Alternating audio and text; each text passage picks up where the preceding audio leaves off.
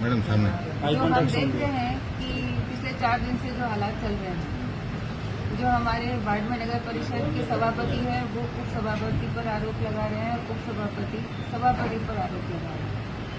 और हम सब जानते हैं कि जो बाड़मेर नगर परिषद का बोर्ड है, पिछले 15 सालों से कांग्रेस का बोर्ड है बाड़मेर के अंदर, और निरंतर रूप से भ्रष्टाचार और अनियमितता यहाँ बाड़मेर नगर परिषद में होती आई है। अब कल हमने सुना कि उनकी आपस में सहमति हो गई है, लेकिन सहमति किन शर्तों पर हुई है, क्यों हुई है, क्योंकि भ्रष्टाचार के आरोप है। और ये मैं मानती हूँ कि इसीलिए लगे हैं कि शायद उनके बीच में बंटवारे को लेकर किसी बात को लेकर विवाद हुआ है और इसीलिए आपस में आरोप हुए हैं। हमारे विधायक साहब, हमारे उप सभापति जी कहते हैं कि वो तो बस मेरे माई बाप हैं। इसका मतलब ये है कि वो जो भी करते हैं उनकी शहर पे करते हैं या उनके निर्देश अनुसार करते हैं। तो अगर सभापति जी कह रहे हैं कि उस सभापति भ्रष्टाचार कर रहे हैं, तो ये आरोप एक तरह से यहाँ विधायक साहब के ऊपर भी वाजिब है, उनके ऊपर भी लगते हैं, क्योंकि वो दोनों जब कहते हैं कि हम एक हैं, इधर सभापति जी और विधायक साहब कहते हैं हम एक हैं, उन पर भी भ्रष्टाचार के आरोप लग रहे हैं। तो कुल मिला के ये जो पूरी टीम है ये भ्रष्टाचार में लिप्त है और विवाद हुआ है। तो कहीं न कहीं आपस में कोई बंटवारे को लेकर विवाद हुआ है, बाकी विवाद जनता के काम को लेकर नहीं है, किसी विकास को लेकर नहीं है। ये नहीं है कि ये सड़क नहीं बनी इसलिए विवाद हो रहा है, ये नहीं है कि यहाँ लाइट नहीं लगी इसलिए विवाद हो रहा है, ये नहीं है कि बिजली इतनी कटौती हो रही है उस पर विवाद हो रहा है, ये नहीं है कि पानी की समस्या है, पूर्ति नहीं है, उस पर विवाद हो रहा है। विवाद हो रहा है सिर्फ पट्टों के ऊपर, और पट्टों में जो फर्जीवाड़ा चल रहा है और जो अपने चहेतों को फायदा दिलाना चाहते हैं वो फायदा नहीं दिला पा रहे हैं, सिर्फ इस पे विवाद चल रहा है। और ये बाड़मेर की जनता के साथ बहुत बड़ा धोखा है, क्योंकि बाड़मेर की जनता ने उनको चुना, उनको वोट दिया, उनको नगर परिषद क्षेत्र के अंदर चेयरमैन वाइस चेयरमैन बनाया। उनकी जिम्मेदारी है कि बाड़मेर नगर परिषद क्षेत्र का विकास करें, लेकिन वो विकास के मुद्दों से हटकर भ्रष्टाचार के मुद्दे के ऊपर आपस में लड़ रहे हैं और लगातार ये लड़ाई जनता के लिए नुकसान है। इसको लेकर बीजेपी और आपके नेता प्रतिपक्ष किस प्रकार से आप इसको क्या करेंगे? देखिए, आज दिन तक आपको पता है कि जितने भी ये मुद्दे हुए हैं हमने हर मुद्दे पर आवाज उठाई है।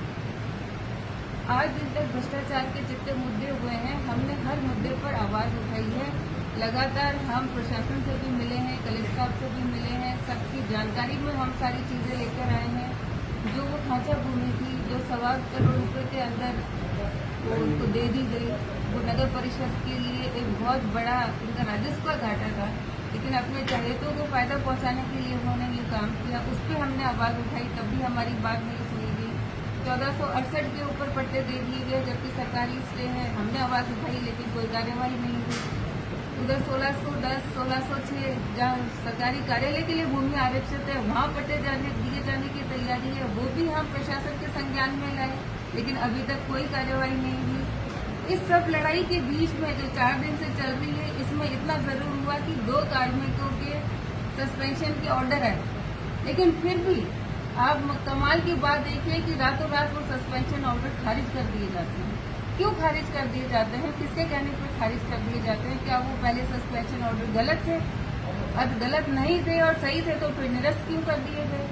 तो अगर कार्यवाही होनी चाहिए तो जो लोग इसमें शामिल है, उन जो भी कार्मिक है, जो भी कर्मचारी है, जो भी लोग इसमें शामिल है, उन सब पे कार्यवाही होनी चाहिए। यही हम सब भारतीय जनता पार्टी के कार्यकर्ता मांग करते हैं कि हमें बाड़मेर को भ्रष्टाचार नहीं चाहिए। भ्रष्टाचार से जनता त्रस्त हो चुकी है। बाड़मेर को विकास चाहिए, बाड़मेर को अच्छी सड़कें चाहिए, पानी चाहिए, रोशनी चाहिए, लाइट चाहिए। आज के दिन भी शहर परिषद, नगर परिषद के अंदर कितनी ऐसी सड़कें हैं जहाँ पर लाइटें नहीं है, रोशनी नहीं है, रोड लाइट्स नहीं है, और उसकी वजह से आए दिन वहाँ चोरी की वारदातें होती हैं। वहाँ से महिलाओं का, बच्चियों का निकलना मुश्किल है। वहाँ आए दिन एक्सीडेंट होते रहते हैं और कुछ पता नहीं चलता कि कौन एक्सीडेंट करके गया। तो मेरी ये विनती है कि बोर्ड से और विधायक जी से, जो इनके बिना, जिनके बिना कुछ ये पता भी नहीं चलता है, उनको जवाबदेही लेनी चाहिए, उनको जिम्मेदारी लेनी चाहिए और जनता के विकास के बारे में काम करना चाहिए। मैडम, आपने कहा भ्रष्टाचार के खेल के अंदर बंटवारा सही तरीके से नहीं हुआ, इसीलिए ये नाराजगी सामने आई इन दोनों के बीच में।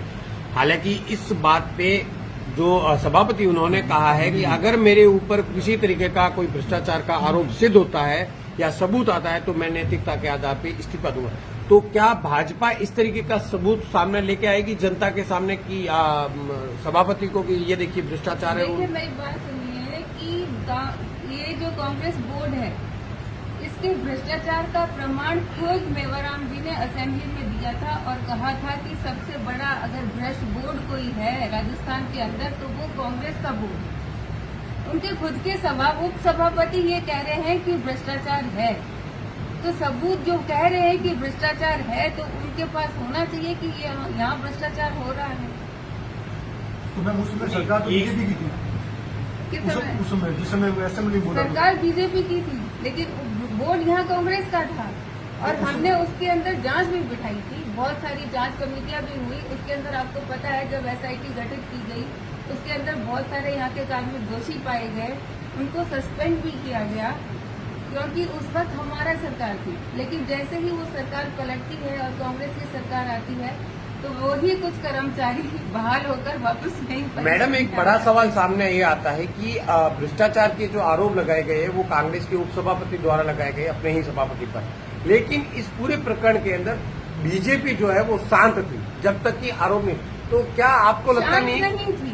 देखिए बिल्कुल शांत नहीं थी, ये आपका कहना बिल्कुल गलत है। हम आपको कॉपीज प्रोवाइड करवा सकते हैं कि हमने हर मुद्दे के ऊपर आयुक्त से मिले हैं, हम हर मुद्दे के ऊपर कलेक्टर साहब से मिले हैं, उनके संज्ञान में लेकर आए हैं। लेकिन आपको पता है क्योंकि यहाँ कांग्रेस का राज है राजस्थान के अंदर और बाड़मेर के अंदर इस तरह की हालत है कि जो वाजिब काम है वो बिल्कुल नहीं होगा, चाहे आम जनता का हो चाहे कोई भी हो। और अगर एक सिंपल सा साधारण काम है उसके लिए भी अधिकारी ये बोलता है कि अगर एमएलए साहब फोन करेंगे तो ये काम होगा। तो ऐसी परिस्थिति के अंदर यहाँ पर जो भ्रष्टाचार हो रहा है इसके पूर्णतः रूप से जिम्मेदार मैं ये मानती हूँ कि मेवाराम जी को इस सारी जिम्मेदारी लेनी चाहिए। तो बीजेपी एसीपी तक पहुंचेगी रिपोर्ट लेके? निश्चित रूप से देखिए अभी तो कांग्रेस की सरकार है, लेकिन हम सब जानते हैं कि जनता इतनी त्रस्त है। आने वाले समय के अंदर जब हम निश्चित रूप से भारतीय जनता पार्टी की सरकार राजस्थान में आएगी और केंद्र में मोदी जी वापस आएंगे और तब सारे दस्तावेजों के साथ पूरी जांच होगी और हमारा यह प्रयास रहेगा कि ये जांच सीबीआई करे और सारे तथ्यों को सामने निकाले।